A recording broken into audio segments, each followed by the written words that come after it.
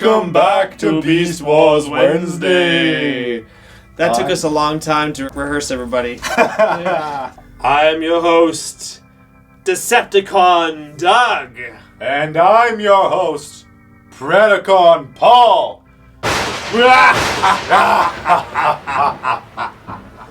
We're sort of in a weird place in Beast Wars.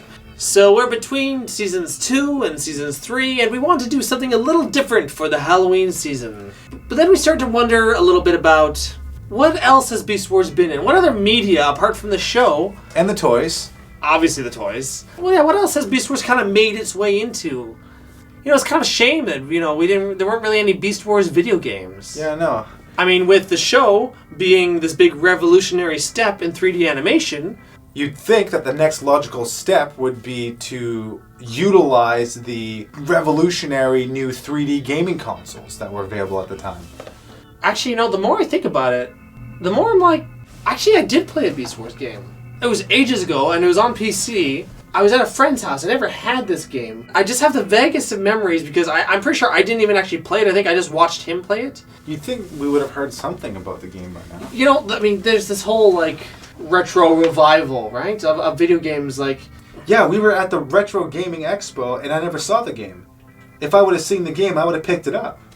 Yeah, it's weird. I just... Where has this game gone? Why... With this whole revival, why hasn't this game resurfaced? I don't understand. Oh. Uh-oh. Uh-oh.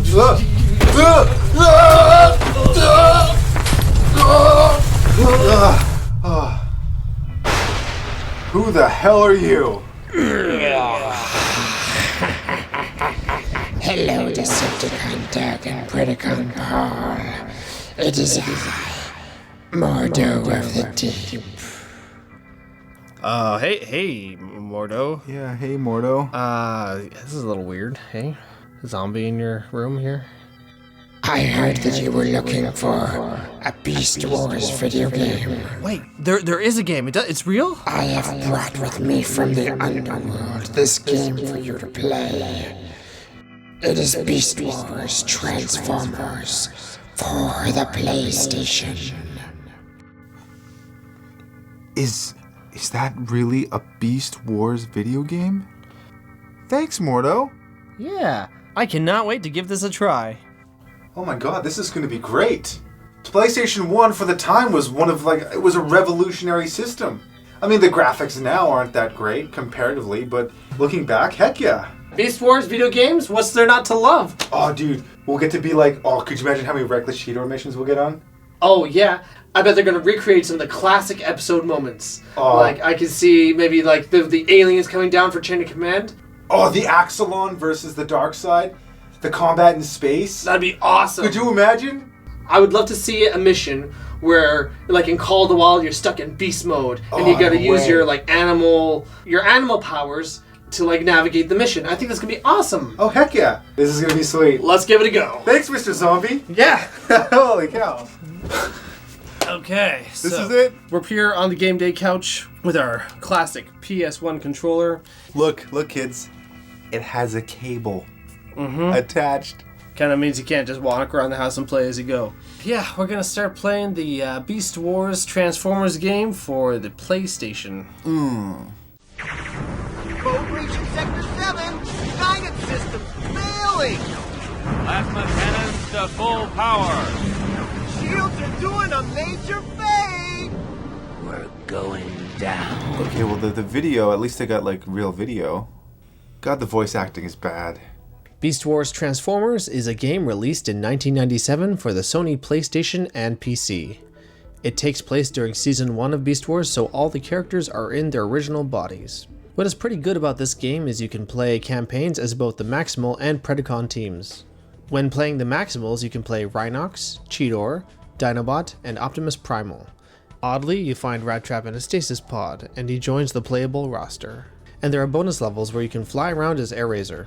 Tigatron is strangely absent, so I guess it is kind of like the show.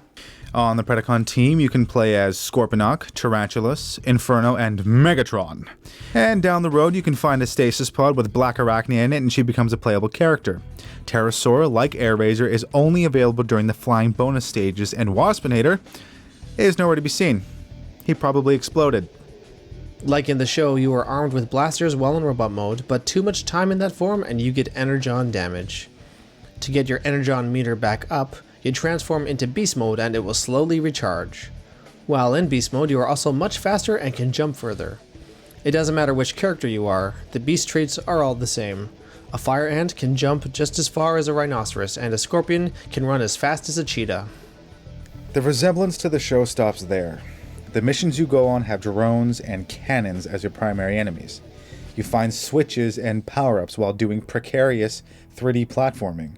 While there are some familiar desert and volcanic terrains, there are also large mechanical cities built by Rhinox or Tarantulas. Where they got the time and materials to build these cities is never clearly said, but we must have missed that episode of the show.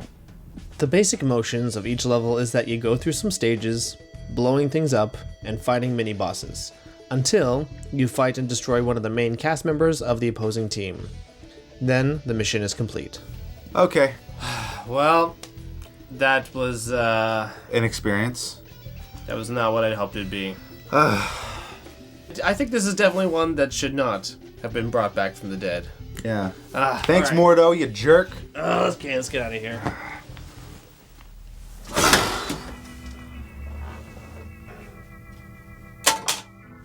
Well, okay.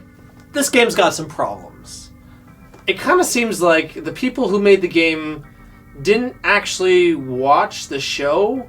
No. The voice acting was, well, I wouldn't call it acting. Yeah, they clearly weren't able to afford the original voice actors. And the imitations are very, no offense to the voice actors they did pick, but, okay, yeah, maybe a little offense, but very B grade. Obviously, if they get different voice actors, they're not going to match. But quality-wise, the acting is not nearly the same level. No. Let's talk about the fact that this game just doesn't seem to follow any sort of set storyline, or it doesn't even really appear to be set in the Beast Wars. There's these giant megalithic structures that have windows like some huge building. This game looks like it was like on Cybertron or something. Or even the ones that do seem like they're on Earth, it's all like enemies that have absolutely nothing to do with Beast Wars. Like they're apparently drones or something built by Tarantulas or built by Rhinox.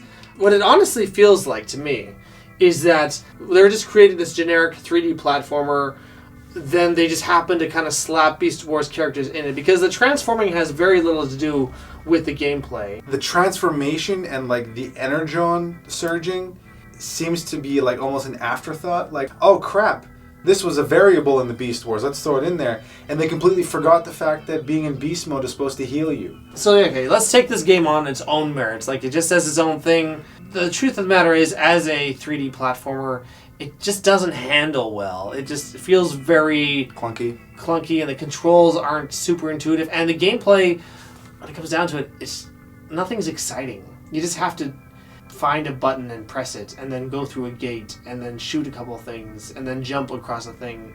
And the objectives are not clear, and there's no drive to like proceed in the levels. I don't know, there's nothing exciting about it. If you produce a game and you develop a game, it has to be fun. And it just feels like the most generic, boring game out there that just happens to have Beast Wars slapped on, which is an insult, I think, to Beast Wars fans. By just taking the name and throwing it on there and then like throwing together the sprites to make them look like the characters from the show, you end up alienating your target audience. And it's very transparent that it's just a way to make a little bit of more money off of a property. Yeah. I mean, the thing is, you have something where you have really good toys, you have a really good show. Like, why not put the effort into a really good game? The show relies on good characters with great chemistry, great voice acting helps. And also the fact that each of them has a unique design and unique abilities. Yes. If they would have given Rat Trap a level based on a better mousetrap. Yeah. Ooh. That could have been an interesting concept for a level. Yeah, totally. And again, throwing back to the Call of the Wild idea of having to navigate a level restricted to your beast mode. You have amazing source material that you can pull from. Just actually be inspired by it and actually try and do something with it. I understand that the PlayStation had limitations. At the same time, like, there were good games that came out around this point in time. Like, think about, like, 97, Super Mario 64, Shadows of the Empire. There was more potential, even for that point in time, even though it was over 20 years ago, for this to have been good. But they just, you don't see much in the way of effort. And you know what? At the end of the day, I don't even know if this is what we needed from a Beast Wars game. I mean, maybe it would have been even better if they made it even more simple, right? Like, let's say they just made it a fighter. Oh, could you imagine? Like, incorporating beast mode and, like, your robot modes. Or like in Chain of Command, where the Predacons attack the maximal base, Megatron versus Dinobots. Oh my goodness. Like, if you could just relive moments like that. Because think about it, like, fighters were, they were everywhere at that point in time. There was, like, Tekken, Street Fighter, Mortal Kombat. Oh, wait, what's that? Soul Calibur? Yeah. Killer Instinct? Clay Fighter 63 and a third? Yeah, man. All you needed was, like, a good fighter, because the characters, again, they have all these unique abilities. Just get them together and just have them fight. Like, just strip it down and make something solid out of that premise. Simple fighter. That's what we needed. Whoa. Not again!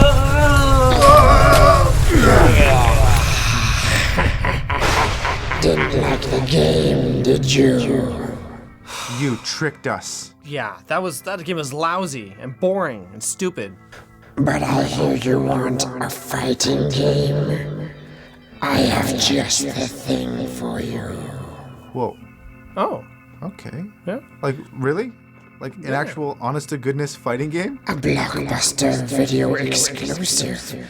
Beast Wars Transmetals for the Nintendo 64.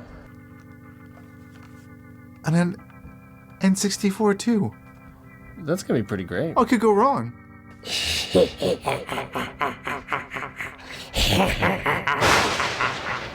This has some promise, because the PlayStation was 32-bit, the 64 was a bit more polished. Think about Mario 64 or Legend of Zelda Ocarina of Time. We suspended our disbelief.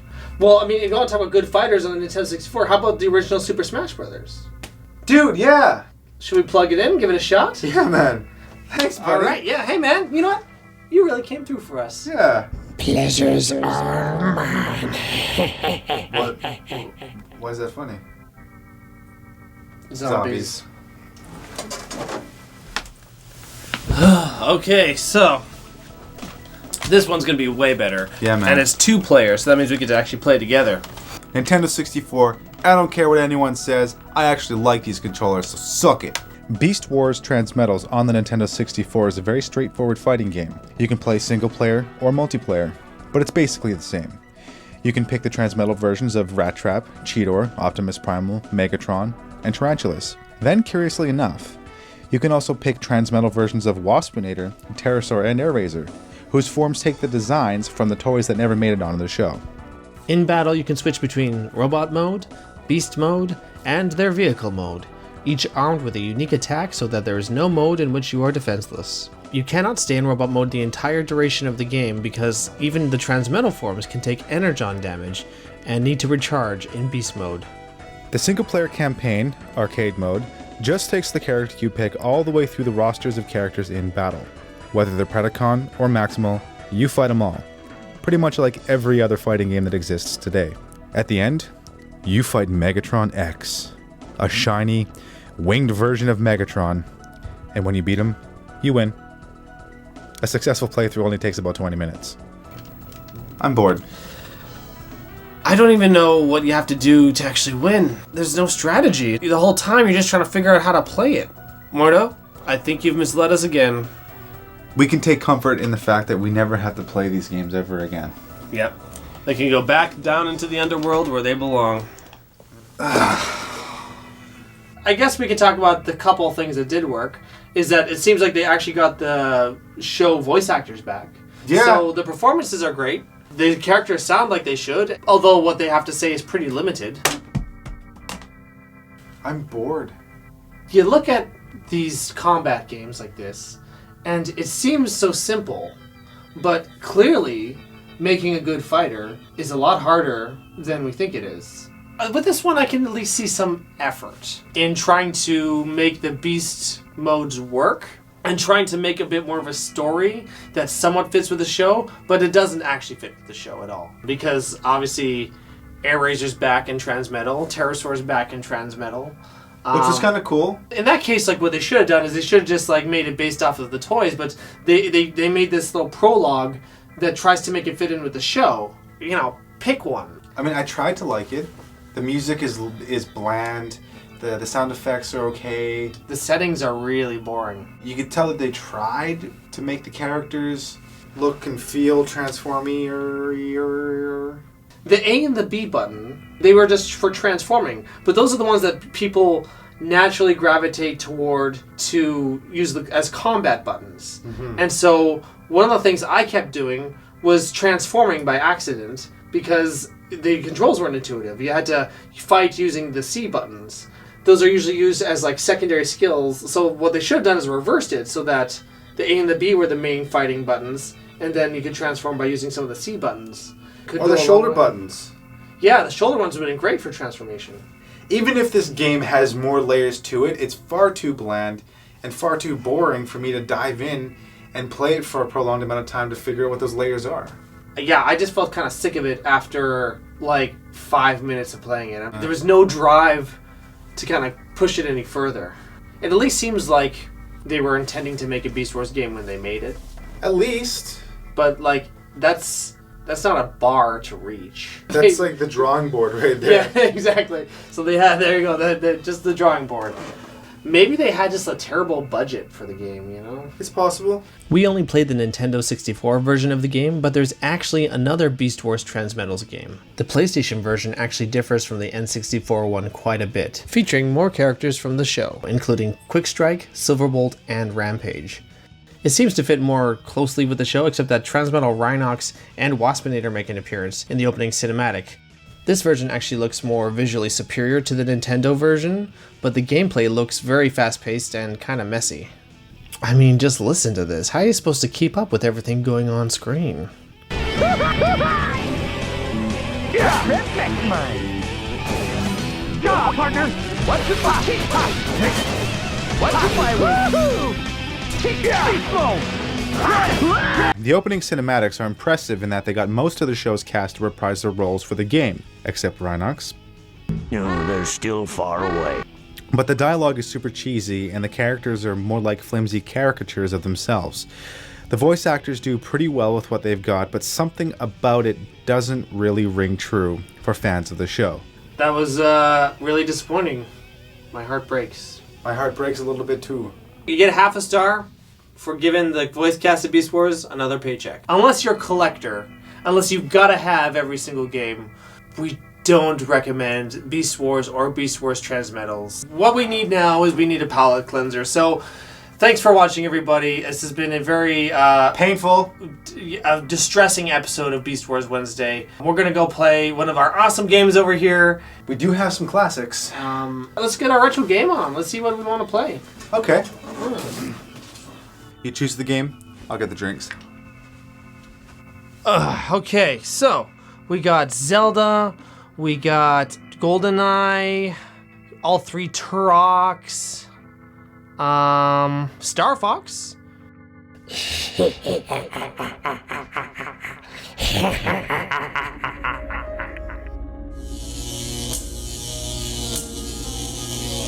Predacon Paul. Predacon Paul, your games! Your games!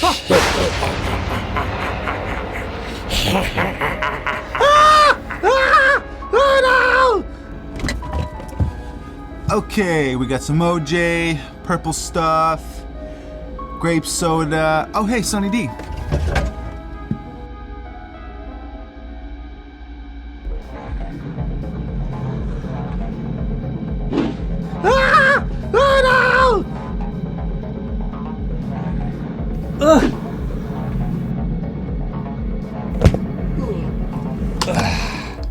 Avenge me!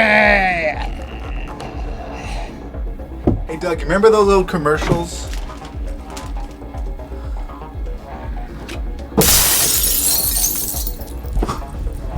No. Decepticon Doug.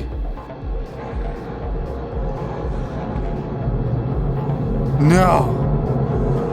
No!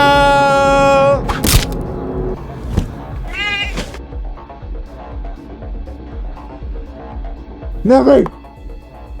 Never! Send help!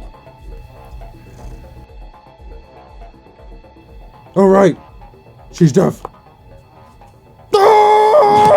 Now you can play the games for all eternity. Welcome back to Beast Wars Wednesday. I'm your host, Predacon Paul. And I'm your host, Decepticon Doug. Hey, Predacon Paul. Yes, Decepticon Doug. What do you call two witches living together? I don't know. Broom mates. What room does a ghost not need? Tell me. A living room! Thank you for watching this special episode of Beast Wars Wednesday. Beast Wars Wednesday. Like, subscribe, and be sure to tell your friends and tell Your your mother!